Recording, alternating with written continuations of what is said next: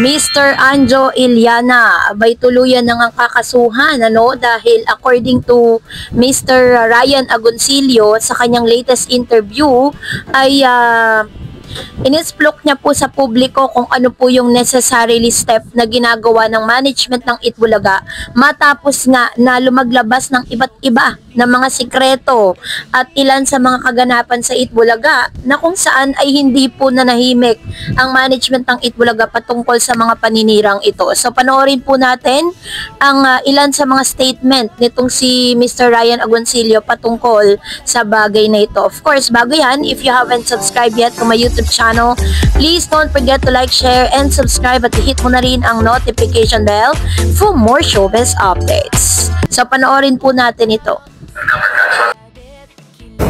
Yeah, so we remain a solid unit. Do you get shocked na parang, my God, where are these things coming from? Well, nakasama niyo before yung mga, let's say si Anjo. Diba? Parang, saan galing to? Well, as far as I know, the management is taking the necessary steps. But further than that, I have no more comment.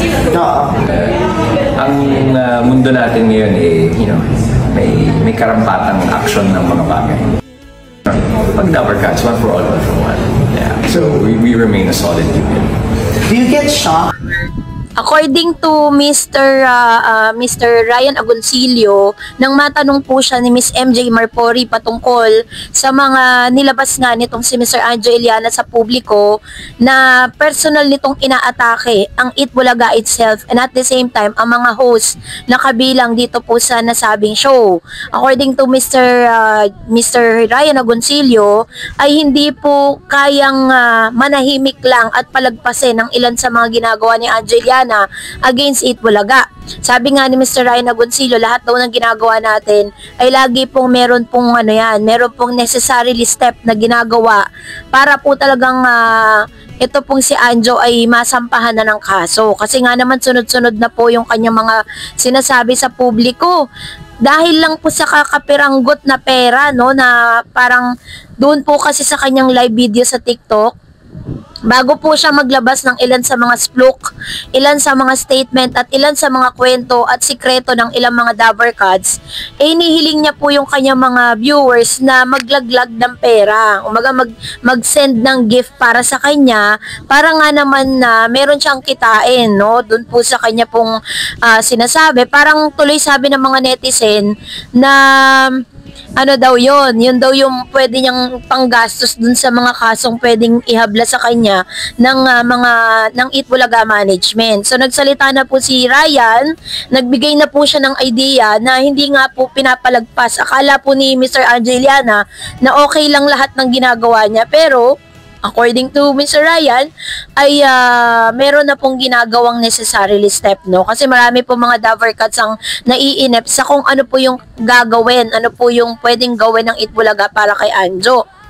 Kung matatandaan po ninyo, ay ang dami niya po mga sinabi sa publiko na dito po sa loob ng Itbulaga may sindikato at meron din siyang sinasabi dito na si Jose Manalo patungkol sa pangaagaw ni Jose.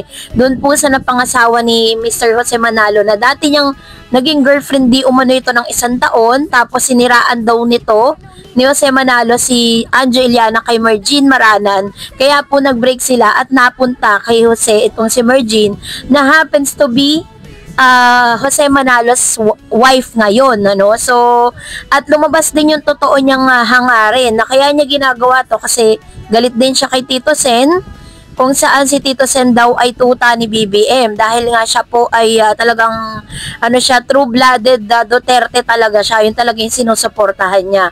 At isa rin sa mga ikinagulat na mga netizen nang sinabi nga ni Mr. Anjo Iliana na balak niyang tumakbo bilang isang senador, kasi sabi po ng mga followers ni Mr. Anjo Iliana sa kanyang TikTok account na tumakbo nga daw na presidente si Anjo. Pero sabi naman ni Anjo Iliana na ano daw, parang hindi niya daw kakayanin mag-iisang presidente, kaya senador na lang. Na agad naman na sinagot ni Alan Kay, na sinabi ni Alan Kay na wag mo nang dagdagan ang sakit ng ulo ng mamamayan, no? So, yun po yung ilan. Pati nga po si Mr. Alan Kay ay hindi rin nakalagpas doon po sa mga sikretong ibinunyag niya sa publiko, kung saan sinabi nito na binuking di umano nitong si Alan Kay, si James Yap na dati pong asawa or husband nitong si or parang naging jowa or husband ni Miss Chris Aquino, no? So natatay po ni Bimbi, no? So yun po yung kanyang mga inilabas sa publiko. Ngayon, meron din siyang inilabas kay Raisa May, sa Aldab, meron din po siyang inilabas patungkol kay Tony Gonzaga, at mamaya pag-uusapan naman natin ang inilabas niya na patungkol naman kay Miss Pia Guanyo, na talaga namang tataas ang kilay ng lahat dahil may meron pa siyang, may pabitin pa siya, no, dahil parang nagbibigay siya ng hint sa publiko na meron din po siyang alam. At isa sa pinakamalupit na sikretong inilabas nitong si Mr. Anjo Iliana, nang sinabi niya na si Tito Sen di umano ay mayroon pong kabit. Meron daw kabit si Tito Sen, may asawang iba si Tito Sen. So lahat po yan ay sinabi niya po yan sa publiko na hindi po syempre nakalagpas sa ilang mga netizen na ipinopost din sa kanilang mga account. So yan lang po yung ilan sa mga masasabi natin na sinasabi nitong si Mr. Angeliana. Kaya naman po, according to Mr. Ryan Agoncillo, ay hindi po nananahimik ang management ng Eat Bulaga. They are taking unnecessarily steps, no, para po talagang tapusin na, no, ito pong ginagawa ni Mr. Anjo Iliana. So, ito naman po yung usap-usapan sa isang online site kung saan pinag-usapan si Anjo Iliana na yung balak niyang pagtakbo. Sabi po dito sa Reddit, sa susunod na eleksyon, saan lugar naman kaya tatakbo tong flying candidate na to? Sabi niya, hayop na yan, magnanakaw lang din yan, grabe, walang hiya yan, sabi niya. Sa Davao region naman o kaya naman sa South Cotabato City Province, baka may chance siyang manalo kasi maraming DDS doon. The last time nakakandidato yan sa 4th District ng Kamsur, kaso di nagkasundo yung mag-finance sa kanya. Di na nakapaghain ng COC yan. Pinalitan. Legit na roots niyan eh. Kamsur talaga. Taga Kamsur talaga siya. Camarines Sur. And baka kaya masama loob willing manlaglag tapos hindi pa pinapayagang bumalik sa Itbulaga. Ba't ba siya umalis? Nagka-issue ba? Sabing ganon. Nahingi siguro ng malaking talent fee pa rin kahit laos na. Kung makikita mo rin siya sa latter years niyan sa Itbulaga, halos wala namang bilang which is true ha. No talent, no chemistry, not even funny. Buti nga tumagal pa siya dun Parang dahil tropa lang na lang yan kaya tumagal yan. Sabi diyan, palakasan daw, sabi ng Tukmol, kaya nagtagal yan doon kasi kahit wala namang ambag kasi malakas siya sa TBJ. And then sabi pa ng isa, hindi na lang nagpasalamat na may trabaho pa halos background na lang siya doon, wala namang naambag, kakaya naman siya nagdemand. Tapos sila Jimmy Santos and Ruby hindi. Sabi pa you mentioned Jimmy and Ruby na may grievances din sa EB about their firing. Ayan. So, ito yung kanilang mga komento. Talagang wala pong mga netizen ang uma-agree doon sa ginagawa nitong si Mr. Anjo Iliana sa publiko, no? So, kaya naman na intayin po natin kung ano pong ilalabas.